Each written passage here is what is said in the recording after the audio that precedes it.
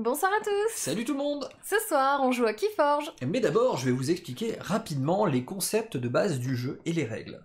Dans Keyforge, c'est un jeu d'affrontement pour 2 joueurs. Ici, c'est la boîte de base, donc ça se vend sous ce format-là. À l'intérieur, il y a tout ce qu'il faut pour 2 joueurs, tous les pions, 2 decks qui sont complètement uniques, et également des playmats qui permettent de comprendre les différentes zones de jeu qui existent dans le jeu.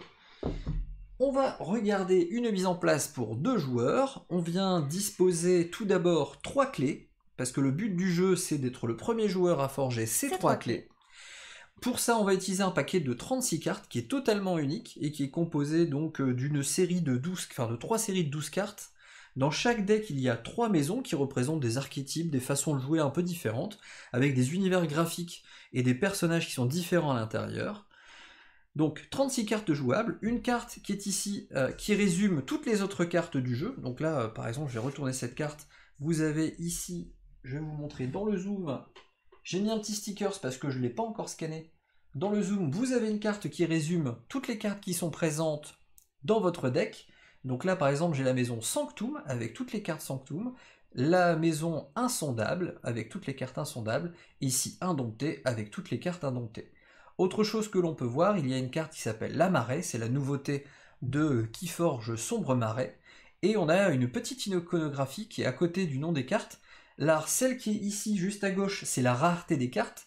Selon la forme, les cartes sont plus ou moins communes ou rares, et vous avez aussi une petite icône entre les numéros des cartes et leur nom, qui va indiquer le type de carte.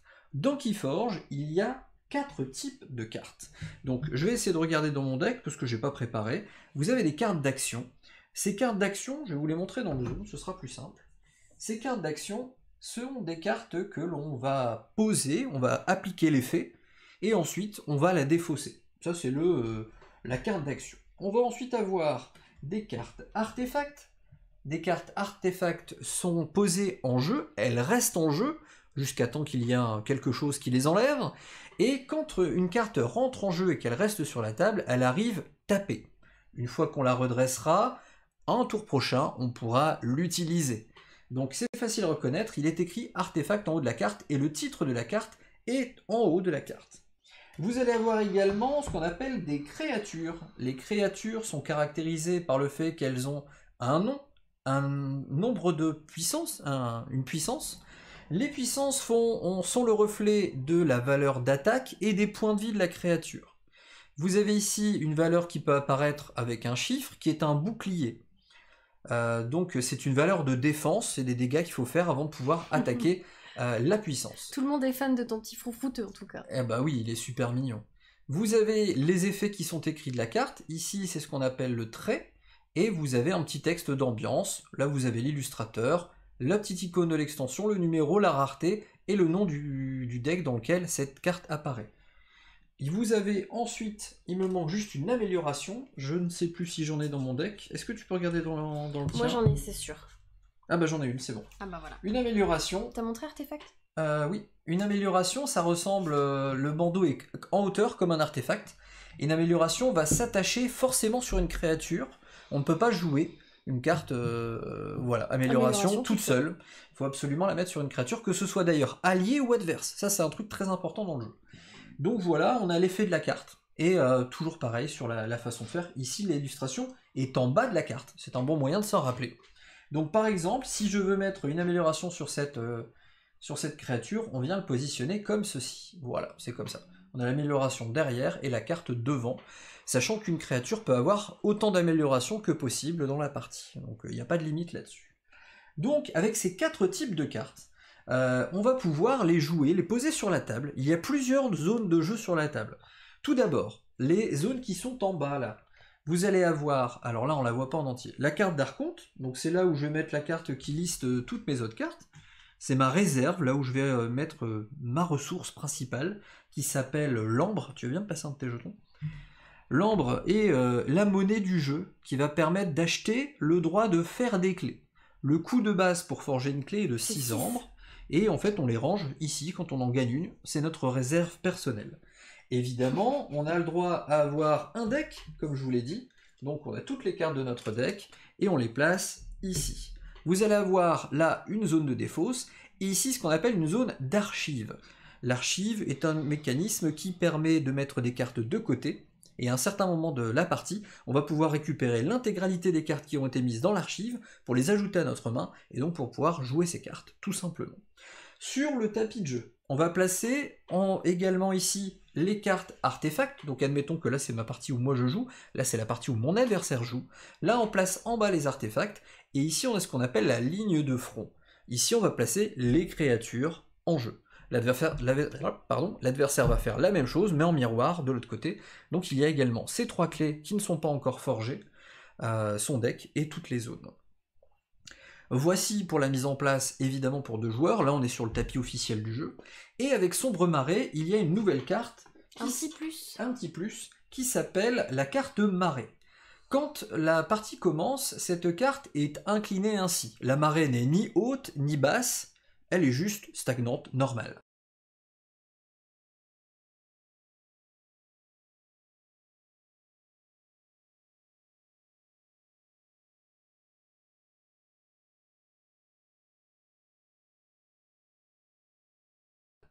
Dès qu'un joueur va jouer une carte où il est écrit « Faites monter la marée », le joueur qui le fait va voir la carte se retourner, donc il va la retourner de son côté. Donc là par exemple c'est moi qui ai joué une carte qui fait monter la marée, je fais monter la marée, et mon adversaire lui a la marée basse de son côté.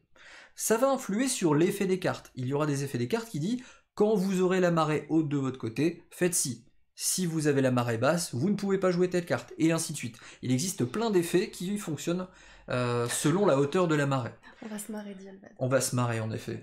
Si un joueur souhaite, donc par exemple là mon adversaire qui joue ici de l'autre côté, côté marée basse, souhaite avoir la marée qui monte de son côté. Il peut le faire, donc durant son tour, mais il va devoir prendre une pénalité à la pioche, on appelle ça le système de chaîne. Le système de chaîne est un handicap à la pioche qui vous empêche de refaire votre main complètement à la fin de votre tour. Donc là il va prendre un handicap de 3 chaînes. Donc là, par exemple, il va payer ces 3 chaînes, comme on dit, et il va retourner la carte de ce côté.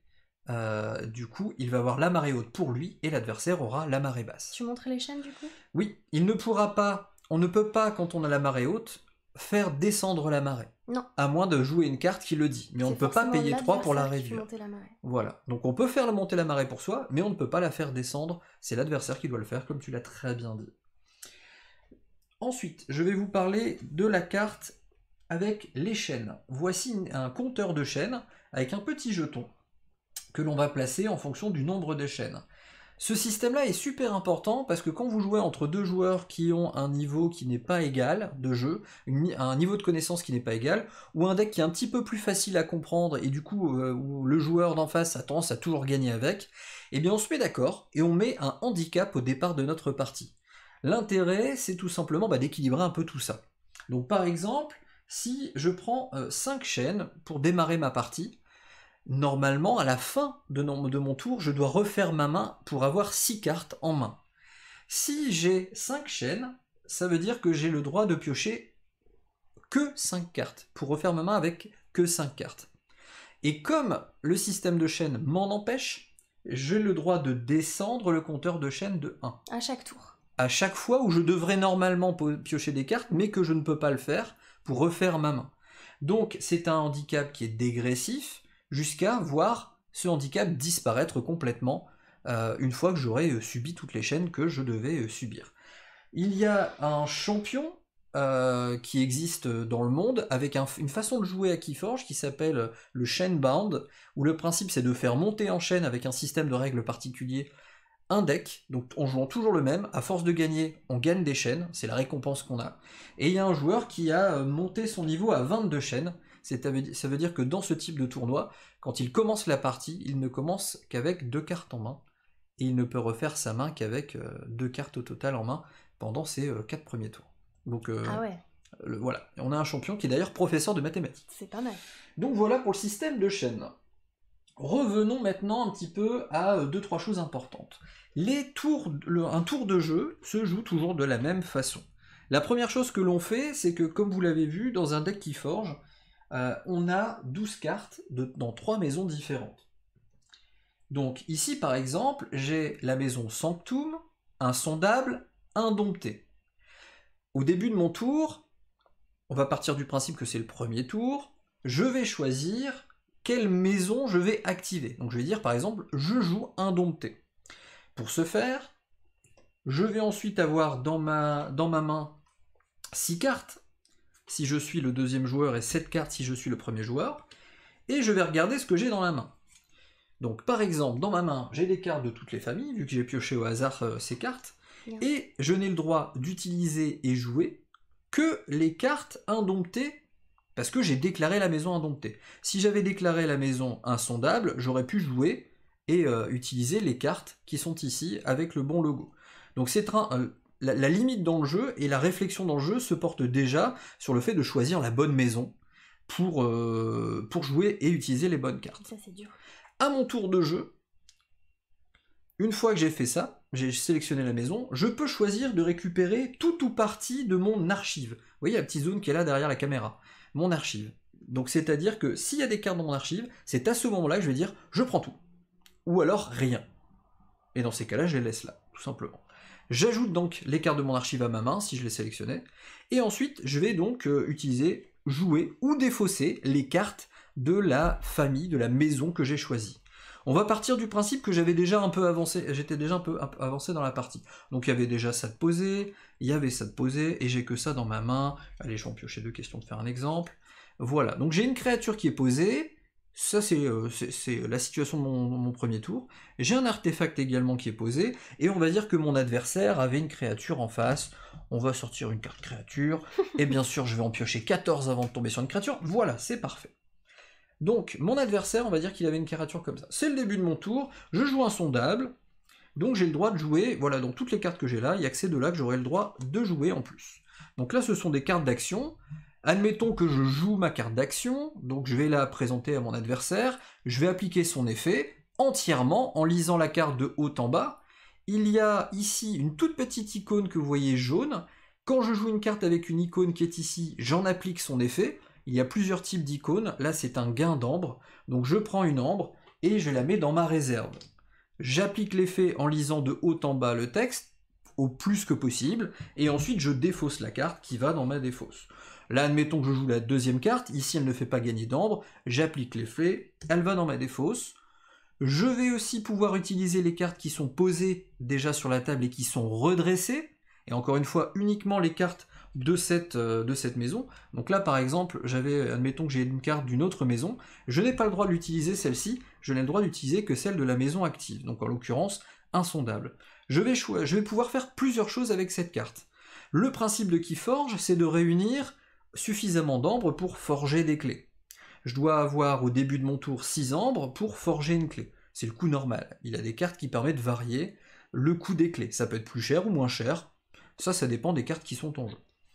Donc, si je veux gagner de l'ambre, n'importe quelle créature a le droit de moissonner. Moissonner, on incline la carte, et on vient prendre une ambre de la réserve générale, et l'ajouter dans notre réserve personnelle. Cette carte a été utilisée, je ne peux plus rien faire avec elle. On revient un petit peu en arrière, bruitage de rembobinage. Cette carte est redressée, je ne veux pas moissonner, mais je veux combattre.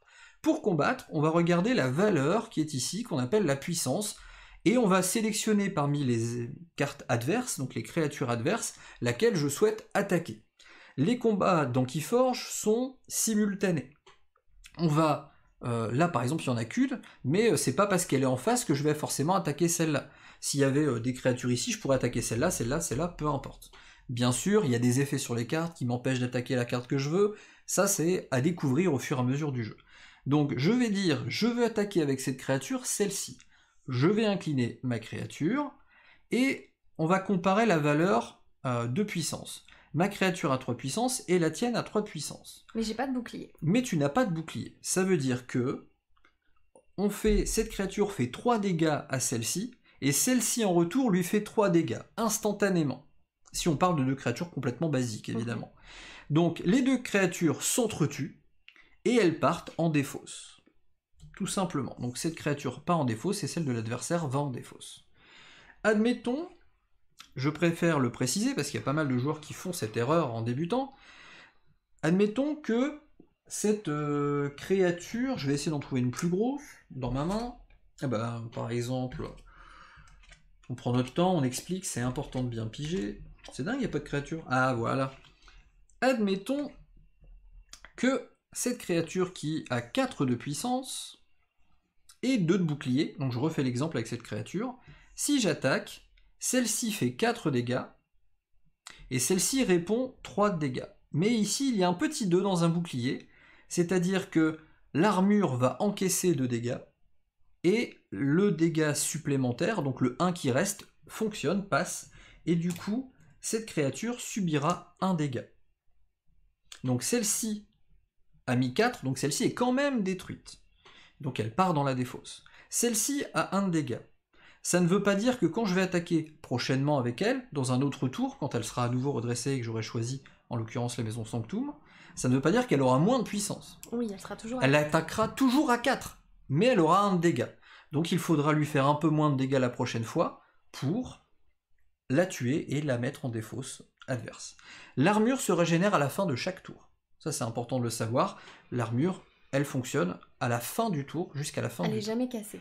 Elle est cassée, en fait là par exemple si l'adversaire a attaqué une fois, là l'armure elle est tapée, elle ne fonctionne plus. Donc si une autre créature la tape, l'armure n'est pas régénérée. Voilà, c'est régénéré qu'à la fin du tour. Voilà. Donc fin du tour, donc admettons que j'ai fait un petit peu tout ce que je voulais, voilà. Cette carte là est un artefact, donc pareil si je veux l'utiliser je le tape, à moins que l'effet est un effet permanent, dans ces cas-là j'ai juste à la laisser debout, il n'y a rien à faire avec elle. Et après les améliorations, comme je vous l'ai dit, c'est la carte qu'on vient glisser à l'arrière de l'autre et qui vient booster l'effet de la carte. Donc voici tout ce qu'on peut faire. Vous pouvez le faire dans l'ordre que vous voulez dans Keyforge. C'est-à-dire que vous n'êtes pas obligé d'abord de jouer les cartes, puis ensuite de les utiliser, puis ensuite de les défausser. Vous pouvez très bien jouer une carte, puis en défausser une de la même maison, pour activer autre chose, placer une amélioration, moissonner, attaquer avec une autre. C'est tout le principe et tout le sel de Keyforge, c'est de faire les bonnes choses dans le bon ordre pour générer l'effet le plus intéressant pour vous, contre votre adversaire.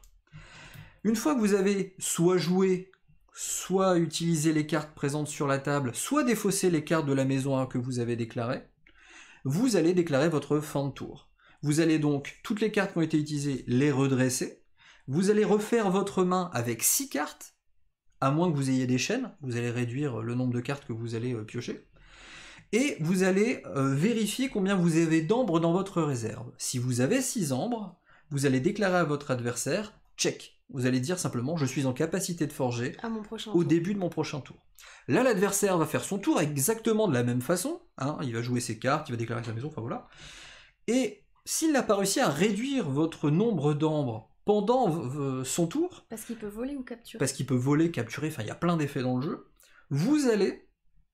lui va, au début de son tour, avant de choisir sa maison, de récupérer son archive, de faire toute autre chose, il va être obligé, s'il a 6 ambres et que c'est le coût actuel de forge, de dépenser l'intégralité de ses ambres pour forger une clé. Pour forger une clé, les jetons sont de 2 couleurs, donc il y a 3 couleurs différentes en fait, et donc il y a une phase non forgée, une phase forgée. On peut forger la clé de la couleur de son choix. Ça n'a pas d'importance. Ça n'a pas d'importance dans les faits, enfin pour l'instant on est obligé, il y a certaines cartes qui réagissent en fonction de la couleur. Il y en a, à vrai dire, il y en a qu'une pour l'instant, mais ça va changer avec le temps. Donc par exemple, moi je forge toujours la bleue en premier, me demandez pas pourquoi, j'en sais rien. Vous pourrez voir dans la vidéo de Cléonis, quand il m'a interviewé, j'ai toujours dit que c'était la bleue. Donc voilà, j'ai forgé ma première clé, on continue comme ça à jouer, jusqu'à temps que l'un des 2 joueurs a forgé ses 3 clés. Le premier à avoir forgé ses 3 clés est déclaré vainqueur et a gagné la partie. Évidemment, dans ce jeu, vous l'aurez compris, il faut apprendre les différents effets de vos cartes. Chaque deck est parfaitement unique. À ce jour, nous n'avons pas trouvé 2 decks. Il y a plus de 2 250 000 decks enregistrés sur une base de données officielle qui s'appelle le Keyforge Master Vault. Donc il y a une application qui existe et un site internet qui permet de scanner son deck pour ensuite l'avoir dans sa bibliothèque de decks. Et on n'a pas trouvé dans cette bibliothèque de decks-là 2 decks parfaitement uniques. Donc la liste des cartes est forcément toujours différente. Donc quand vous achetez une boîte de Keyforge, vous avez 2 decks complètement uniques, et du coup votre expérience de jeu d'une boîte à l'autre n'est jamais la même. De fait, il y en a qui vont collectionner des tonnes de decks pour essayer d'avoir pile ce qu'ils cherchent, ou alors ils vont l'acheter en occasion sur internet ou autre, mais le principe du jeu et la philosophie du jeu, parce que le créateur de ce jeu c'est Richard Garfield, donc l'inventeur de Magic, notamment d'Android Netrunner et de Netrunner, Donc c'est un grand créateur de jeux de cartes, il a même également fait King of Tokyo qui est juste derrière moi. Donc voilà, c'est un très grand auteur de jeu. Il a créé ce jeu avec une philosophie simple, c'est de se rappeler comment fonctionnaient les scellés à l'époque de Magic, donc de redécouvrir cette sensation de faire avec ce qu'on a, de ne pas pouvoir modifier son deck, et de faire avec les cartes que l'on a, même si elles sont pas très fortes, d'essayer de trouver la méthode pour gagner malgré tout, même si on n'a pas le deck le plus évident à jouer. Donc voilà toute l'essence de Keyforge. Je vous invite à regarder d'autres vidéos sur la chaîne Keyforger. J'ai beaucoup parlé parce que c'est vrai que je suis un peu expert de ce jeu. Ici. Donc désolé si j'ai énormément monopolisé la parole, mais c'est normal dans ce cas. On va faire une partie après de toute façon. Et je vous invite à aller voir la vidéo partie où vous allez voir concrètement comment ça se passe et tous les effets et combos qu'on peut faire. C'est assez... Enfin, moi j'adore ce jeu, donc voilà. Vous allez découvrir tout ça dans la partie. Donc, tu veux peut-être faire la fin, vu que j'ai beaucoup parlé? Comme d'habitude, hein, on n'arrêtait jamais de jouer. Voilà, n'hésitez pas à mettre des commentaires hein, en dessous de la vidéo. Dites-nous ce que vous pensez de Keyforge, si vous aimez, si vous n'aimez pas. Si vous aimez les vidéos qu'on fait, mettez un petit pouce en l'air. Et dites-le nous, ça nous fait plaisir. Nous, ça nous fait toujours plaisir. Si vous n'aimez pas ce qu'on fait, mettez un pouce en l'air quand même, parce que ça nous encourage à peut-être faire mieux. Ou alors dites-nous pourquoi vous n'aimez pas, tout simplement. Ça nous aidera à nous améliorer très certainement. Donc voilà. N'oubliez jamais de jouer beaucoup à Keyforge parce que c'est un super jeu. Prenez-vous le temps de découvrir et lisez les règles en entier, c'est hyper important pour bien maîtriser le jeu et pour vraiment s'amuser. À très bientôt. Prenez soin de vous, Salut. à très bientôt, ciao.